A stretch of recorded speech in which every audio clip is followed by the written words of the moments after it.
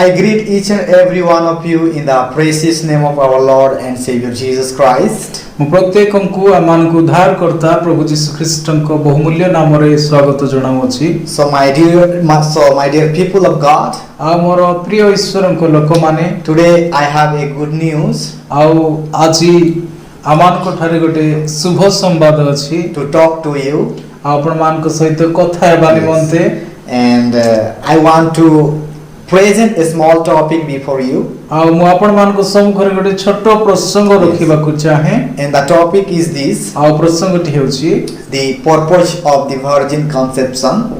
କୁଆଁରୀ କନ୍ୟାର ଗର୍ଭଧାରଣ କରିବାର ଉଦ୍ଦେଶ୍ୟ।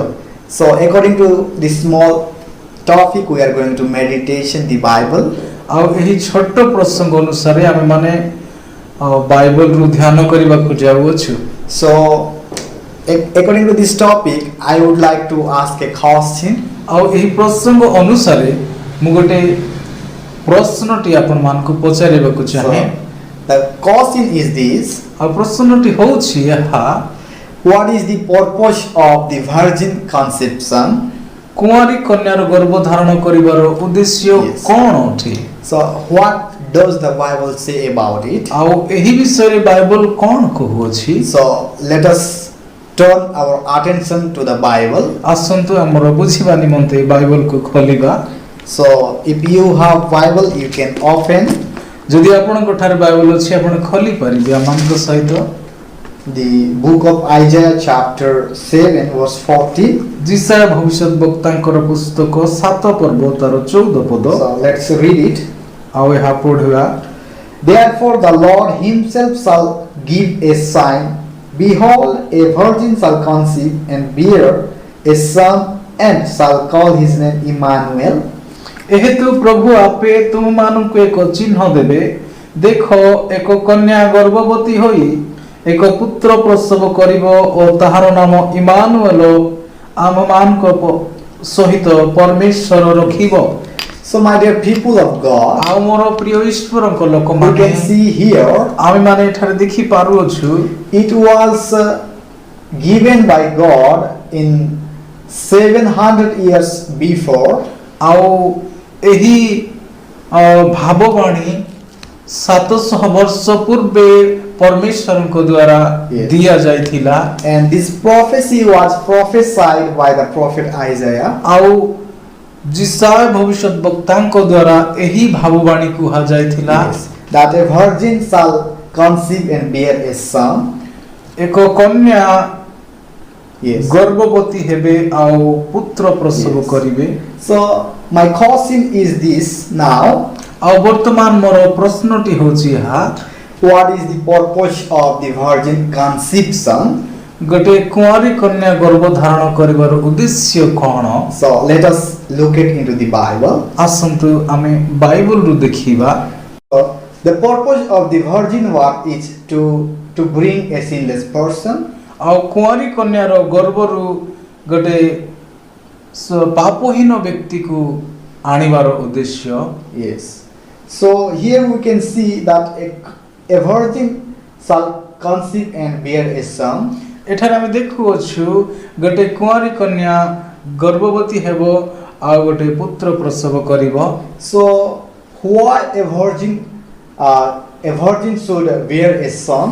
ଆଉ କାହିଁକି ଗୋଟେ କୁଆଁରୀ କନ୍ୟା ପୁତ୍ର ପ୍ରସବ କରିବା ଅଛି? So what was the purpose of it? ଆଉ ଏହାର ଉଦ୍ଦେଶ୍ୟ କ'ଣ ଥିଲା? So the purpose of a virgin birth ଆଉ ଗୋଟେ କୁଆଁରୀ କନ୍ୟାର ପ୍ରସବ କରିବାର ଉଦ୍ଦେଶ୍ୟ to bring a sinless person, ଗୋଟେ ପାପହୀନ ବ୍ୟକ୍ତିକୁ ଆଣିବା ପାଇଁ, to fulfill the prophecy of Old Testament, ଆଉ ପୁରାତନ ନିୟମର ଭାବବାଣୀକୁ ସଫଳ କରିବା Yes. ନିମନ୍ତେ, and to bring a Messiah into this world. ଆଉ ଖ୍ରୀଷ୍ଟଙ୍କୁ ଏହି ଜଗତରେ ଆଣିବା ନିମନ୍ତେ। So this was the purpose of a virgin birth. ଆଉ ଏହା ହିଁ ଉଦ୍ଦେଶ୍ୟ ଥିଲା ଗୋଟେ କୁଆଁରୀ କନ୍ୟା ପ୍ରସବ କରିବାର। Yes. So we can see in the book of Matthew, ଆଉ ଆମେ ମାଥିୟଙ୍କ ସୁସମାଚାରରେ ଦେଖି ପାରୁଅଛୁ chapter 1 verse 21 to 23. ଏକ ପର୍ବ ତାର 22 ଏବଂ 23 ପଦ। Here the Bible says, ଏଠାରେ ବାଇବଲ କହେ, "And she shall bring forth a son, and they shall call his name Jesus, for he shall save his people." ସେ ପୁତ୍ର ପ୍ରସବ କରିବେ ଆଉ ତୁମ୍ଭେ ତାହାଙ୍କର ନାମ ଯୀଶୁ ଦେବ, କାରଣ ସେ ଆପଣା ଲୋକମାନଙ୍କୁ ସେମାନଙ୍କର ସମସ୍ତ ପାପରୁ ପରିତ୍ରାଣ କରିବେ। So my dear people of God, who can save from the sin of? ଆଉ ମୋର ପ୍ରିୟ ଈଶ୍ୱରଙ୍କ ଲୋକମାନେ କିଏ Yes. ମଣିଷମାନଙ୍କର ପାପରୁ ଉଦ୍ଧାର କରିପାରେ? Who can save the sin of man? ଆଉ କିଏ ପାପୀ ମଣିଷକୁ ଉଦ୍ଧାର କରିପାରେ? A God can forgive, or a God can save the sinners. ପରମେଶ୍ୱର ହିଁ ପାପ କ୍ଷମା କରିପାରନ୍ତି, ପରମେଶ୍ୱର ହିଁ ଗୋଟେ ପାପୀର ଉଦ୍ଧାର କରିପାରନ୍ତି। And a sinless person only can save the sinners. ଆଉ ଗୋଟେ ନିଷ୍ପାପୀ ବ୍ୟକ୍ତି ହିଁ ଗୋଟେ ପାପୀକୁ କ୍ଷମା କରିପାରେ। So a sinner cannot save the sinner. ଗୋଟେ ପାପୀ ଆଉ ଗୋଟେ ପାପୀକୁ ଉଦ୍ଧାର କରିପାରିବ ନାହିଁ, It is impossible. ଏହା ଅସମ୍ଭବ ଅଟେ।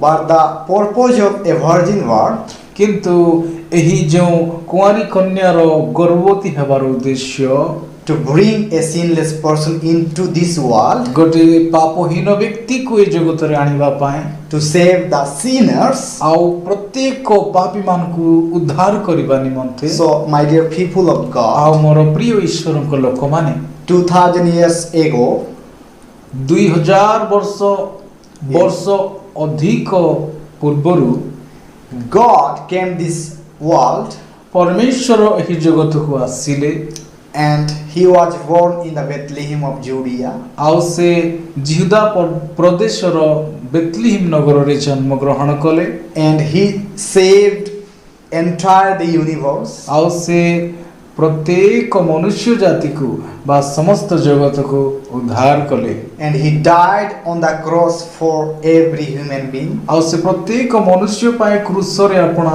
ପ୍ରାଣକୁ ବଳି ଦେଲେ। And he took all our sins. ଆଉ ସେ ଆମର ସମସ୍ତ ପାପକୁ ନେଇଗଲେ। And he just gave his life. ଆଉ ସେ ତାଙ୍କର ଜୀବନକୁ ଦେଲେ। Not only he died, କେବଳ ସେ ମରିଲେ ତାହା ନୁହେଁ, he rose on the third day from the dead. ସେ ତୃତୀୟ ଦିନରେ ମୃତ୍ୟୁରୁ ପୁଣି ଥରେ ଜୀବିତ ହେଲେ। And he proved that he was a God. ଆଉ ସେ ପ୍ରମାଣ କଲେ ସେ ହିଁ ପରମେଶ୍ୱର ଅଟନ୍ତି ବୋଲି। Yes. And he ascended into the heaven. ଆଉ ସେ ବର୍ତ୍ତମାନ ସ୍ୱର୍ଗରେ ଅଛନ୍ତି। Yes. And the Bible talks, and the Bible gives the proof or evidence of it. ଆଉ ଏହି ବିଷୟରେ ବାଇବଲ ପ୍ରମାଣ କରୁଅଛି।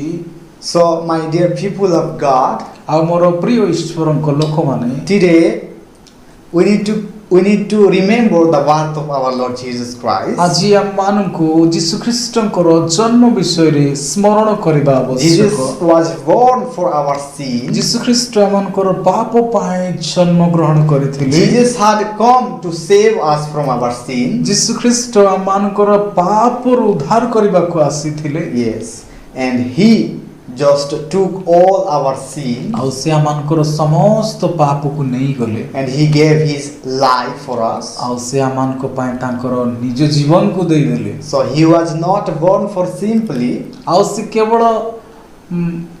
କେବଳ ତାଙ୍କେ ଜନ୍ମ ଗ୍ରହଣ କରିବାର କୌଣସି ଅନ୍ୟ ଉଦ୍ଦେଶ୍ୟ ନଥିଲା। Yes. So God has a purpose. ଆଉ ପରମେଶ୍ୱରଙ୍କର ଗୋଟେ ଉଦ୍ଦେଶ୍ୟ ଥିଲା। And God fulfilled his prophecy.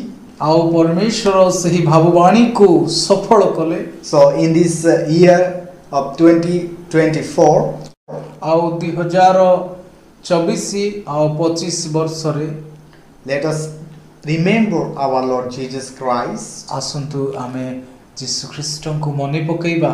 and let us celebrate the Christmas by having gladness. ଆସନ୍ତୁ ଆମେ ଆନନ୍ଦର ସହିତ ଏହି ବଡ଼ ଦିନକୁ Yes. ଉତ୍ସବ କରିବା। And let us invite the Jesus Christ in our hearts. ଆସନ୍ତୁ ଆମେ ଯୀଶୁ ଖ୍ରୀଷ୍ଟଙ୍କୁ ଆମ ହୃଦୟରେ ନିମନ୍ତ୍ରଣ କରିବା। And let us born Lord Jesus Christ into our heart. ଆଉ ଆସନ୍ତୁ ଆମେ ଯୀଶୁ ଖ୍ରୀଷ୍ଟଙ୍କୁ ଆମ ହୃଦୟରେ ଜନ୍ମ ଦେବା। And let us give place into our heart. ଆଉ ଆମେ ହୃଦୟରେ ତାଙ୍କୁ ସ୍ଥାନ ଦେବା। And let us seek our Lord Jesus Christ into our heart. ଆଉ ଆମ ଯୀଶୁ ଖ୍ରୀଷ୍ଟଙ୍କୁ ଆମ ହୃଦୟରେ ଆମେ ଖୋଜିବା। And let us see in the Bible the worth of our Lord Jesus ଆଉ Christ. ଆସନ୍ତୁ ଆମେ ମାନେ ବାଇବଲରେ ଆମମାନଙ୍କର ଯୀଶୁ ଖ୍ରୀଷ୍ଟଙ୍କୁ ଖୋଜିବା। Yes. So today so many people they seek in the many places the worth of Christ. ଆଉ ବର୍ତ୍ତମାନ ଅନେକ ଲୋକମାନେ ଅନେକ ସ୍ଥାନରେ ସେମାନେ ଯୀଶୁ ଖ୍ରୀଷ୍ଟଙ୍କର ଜନ୍ମକୁ ଖୋଜୁଅଛନ୍ତି କେଉଁଠାରେ ଯୀଶୁ ଜନ୍ମିଛନ୍ତି ବୋଲି। But they supposed to seek in the pages of Bible. କିନ୍ତୁ ସେମାନେ ବାଇବଲରେ ଖୋଜିବା ଉଚିତ। Yes.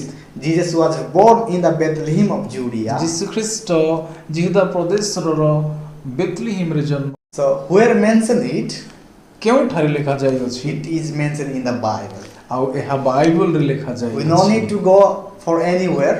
ଆମେ କୌଣସି ସ୍ଥାନକୁ ଯିବା ଆବଶ୍ୟକ ନାହିଁ। We need to seek in the pages of Bible. ଆମେ ଏହି ବାଇବଲରେ ଖୋଜିବା ଆବଶ୍ୟକ। We need to seek in our hearts ଆମେ ଆମ ହୃଦୟରେ ଖୋଜିବା ଆବଶ୍ୟକ। because Christ is born in our hearts. କାରଣ ଯୀଶୁ ଖ୍ରୀଷ୍ଟ ଆମ ହୃଦୟରେ ଜନ୍ମଗ୍ରହଣ କରିଅଛନ୍ତି। So may the Almighty Living God help us and bless us. ଆମମାନଙ୍କର ସର୍ବଶକ୍ତିମାନ ପରମେଶ୍ୱର ଆମମାନଙ୍କୁ ସାହାଯ୍ୟ କରନ୍ତୁ, ଆଶୀର୍ବାଦ କରନ୍ତୁ। And help us to celebrate the Christmas. ଆଉ ଏହି ବଡ଼ ଦିନକୁ Yes. ସେଲିବ୍ରେଟ୍ କରିବାକୁ ସାହାଯ୍ୟ କରନ୍ତୁ। And help us to remember the worth of our Lord Jesus Christ. ଆଉ ଆମମାନଙ୍କର ଯୀଶୁ ଖ୍ରୀଷ୍ଟଙ୍କର ଜନ୍ମକୁ ସ୍ମରଣ କରିବାକୁ ସାହାଯ୍ୟ କରନ୍ତୁ। Amen. ଆମେନ୍।